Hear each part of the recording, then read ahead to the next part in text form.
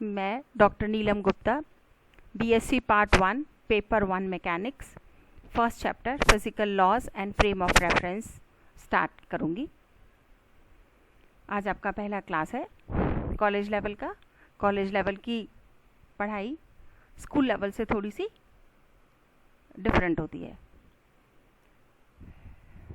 जब हम मैकेनिक्स की बात करते हैं तो मैकेनिक्स से पहले मैं यह भी आपको बताना चाहूँगी कि हम सबको यह पता होना चाहिए जब हम फिज़िक्स पढ़ते हैं कि भौतिकी क्या है। भौतिक विज्ञान की वह शाखा है जो प्रकृति और प्राकृतिक घटनाओं की व्याख्या करती है। The branch of science which is devoted to the study of nature and natural phenomena is called physics. भौतिक विज्ञान की शाखा में हम द्रव्य, ऊर्जा और इनके विभिन्न स्वरूपों को तथा द्रव्य से उनकी अन्योन क्रिया का अध्ययन करते हैं। फिजिक्स के बाद हम आते हैं कि मैकेनिक्स जो है, इसमें हम क्या पढ़ते हैं। हम ये कहते हैं कि भौतिक विज्ञान की वह शाखा जिसमें हम किसी भी क्षण, किसी भी स्थान पर कोई भी यदि घटना होती है तो उस घटना के घटित होने का तार्किक और विवेचनात्मक अध्ययन जिस भी शाखा में हम करते हैं उसे हम यांत्रिकी कह देते हैं। चूँकि हम भौतिक विज्ञान की बात करते हैं इसलिए हम सब इस चीज़ को एक्सेप्ट करते हैं कि जो भी घटनाएं हो रही हैं उनका हमको लॉजिकल और एनालिटिकल दोनों तरफ से उनकी स्टडी हमें करनी पड़ेगी, तभी हम कन्विंस होते हैं और तभी हम उस चीज़ की पूरी तरह से व्याख्या कर पाते हैं। यांत्रिकी को भी हम दो भागों में विभाजित कर देते हैं। एक भाग हम कहते हैं स्थैतिक और दूसरे भाग को हम कहते हैं गतिकी। जैसा कि नाम है स्थैतिक, इसमें हम कण की उस अवस्था में अध्ययन करते हैं जब कण हमारा विराम अवस्था में होता है। दूसरी ब्रांच गतिकी, जिसको हम डायनेमिक्स भी कहते हैं, इसमें हम कणों का अध्ययन करते हैं जब कण गतिशील अवस्था में होता है। चाहे कण स्थिर अवस्था में हो, चाहे कण गतिशील अवस्था में हो, कण की स्थिति को व्यक्त करने के लिए हमें किसी न किसी तंत्र या निकाय की आवश्यकता होती है। इसलिए हमको किसी भी कण का स्थिर अवस्था या गतिशील अवस्था में अध्ययन करने से पूर्व यह पता होना चाहिए कि निर्देश तंत्र क्या होता है, जिसे हम फ्रेम ऑफ रेफरेंस कहते हैं। बहुत सिंपल सी चीज़ है, कोई नई नहीं है। हम हमेशा इन चीज़ों को पढ़ते हैं कि कोई भी निकाय या तंत्र जिसके सापेक्ष हमें किसी कण की स्थिति का संपूर्ण अध्ययन करना हो, उस निकाय या तंत्र को हम निर्देश तंत्र कह देते हैं।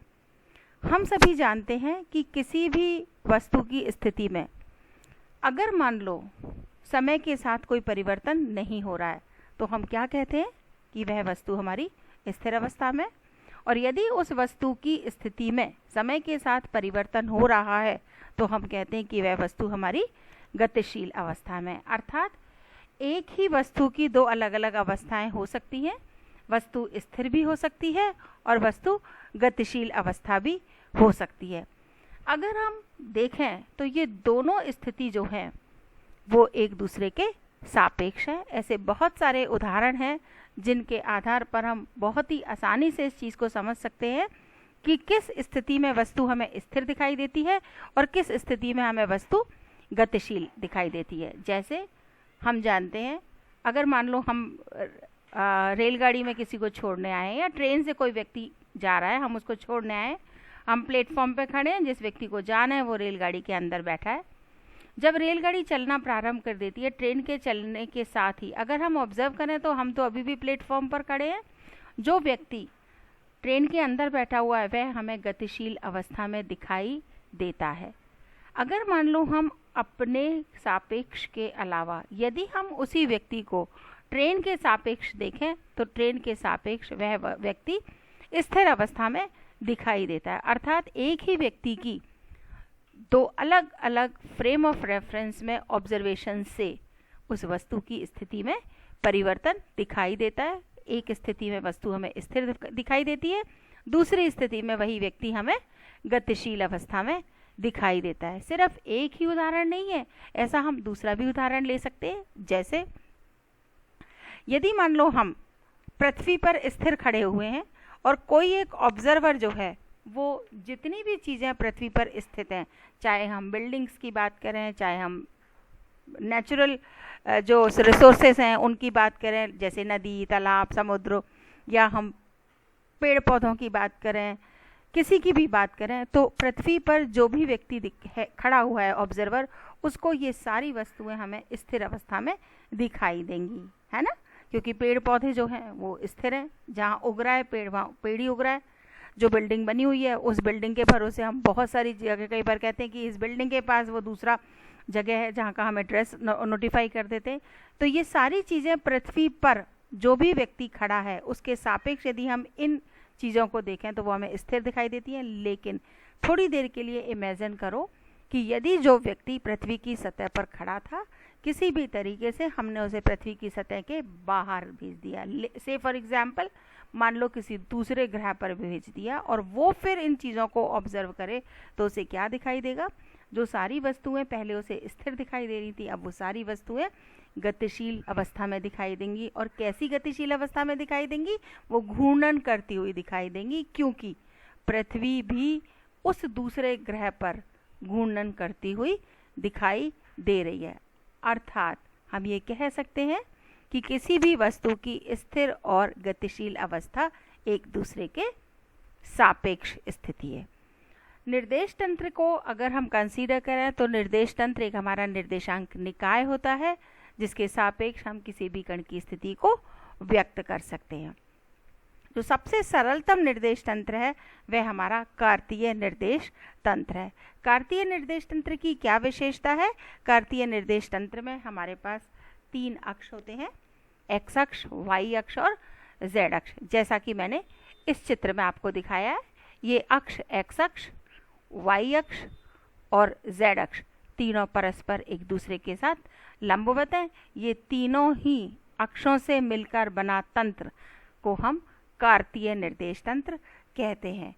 कार्तीय निर्देश तंत्र के भी 2 प्रकार होते हैं, जिसको कि आप छोटी क्लासेस में, निचली क्लासेस में पढ़ चुके होंगे।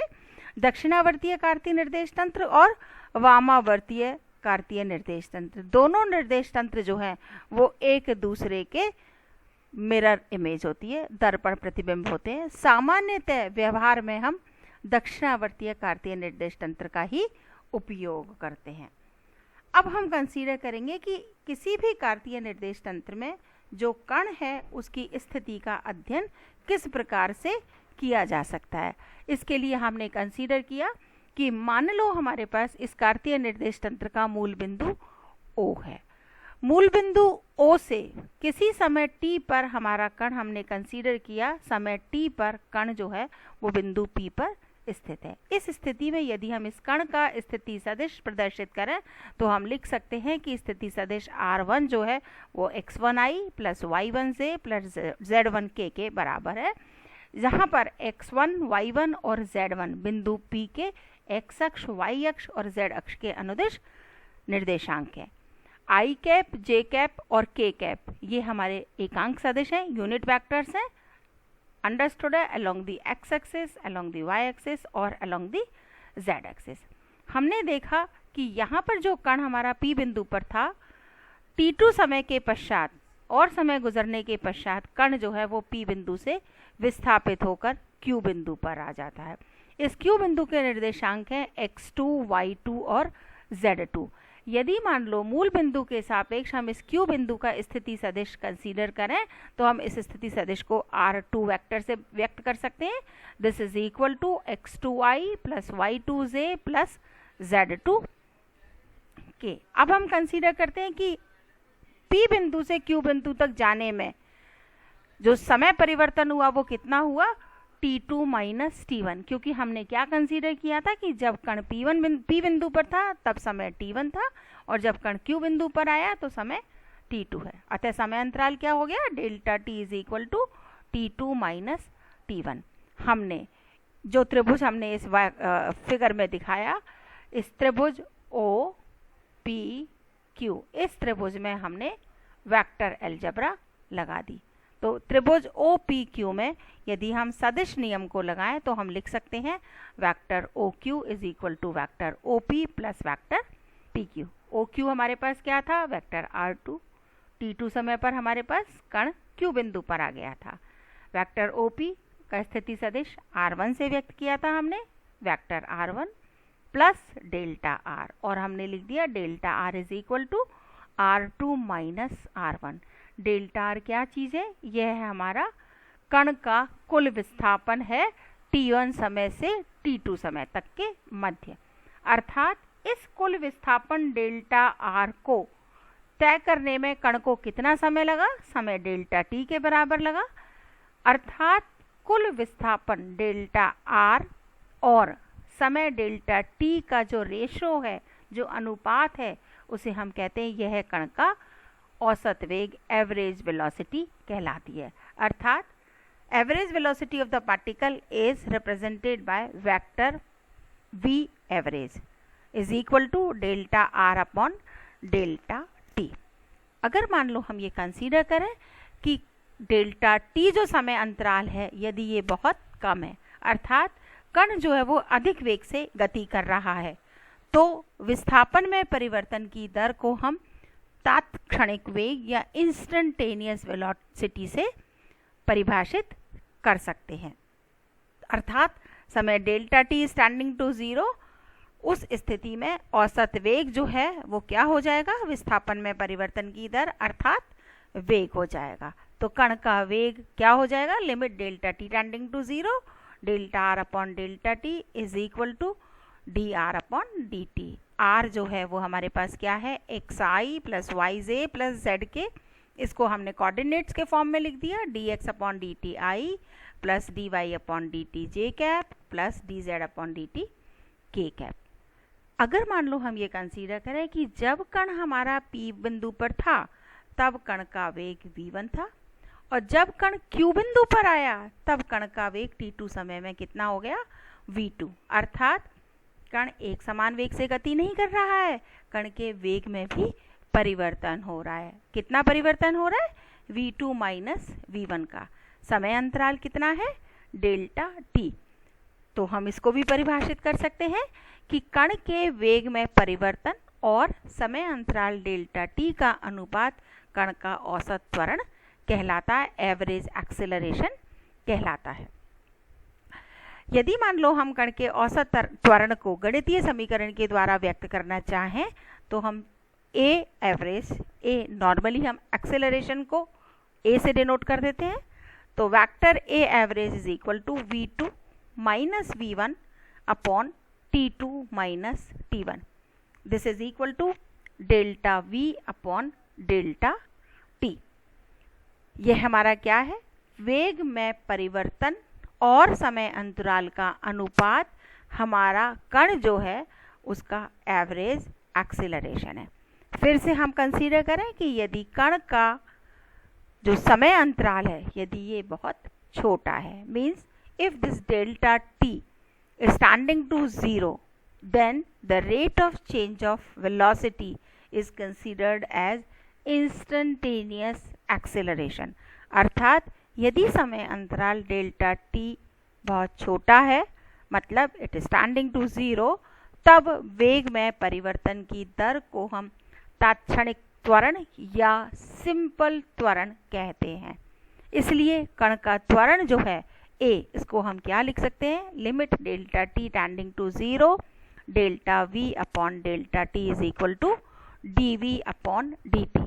चूंकि v अगर हमारे पास यहाँ है तो हम ऊपर वाली इक्वेशन से क्या लिख सकते हैं, v is equal to this dr upon dt।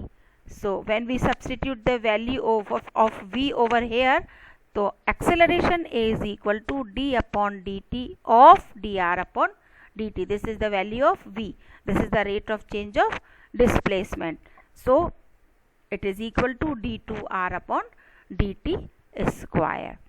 So acceleration is also a vector term. As we know the mass of the particle is m, then the force acting on the particle is equal to ma. So now for today this is all. We'll discuss the next thing in the next chapter. Okay, thank you.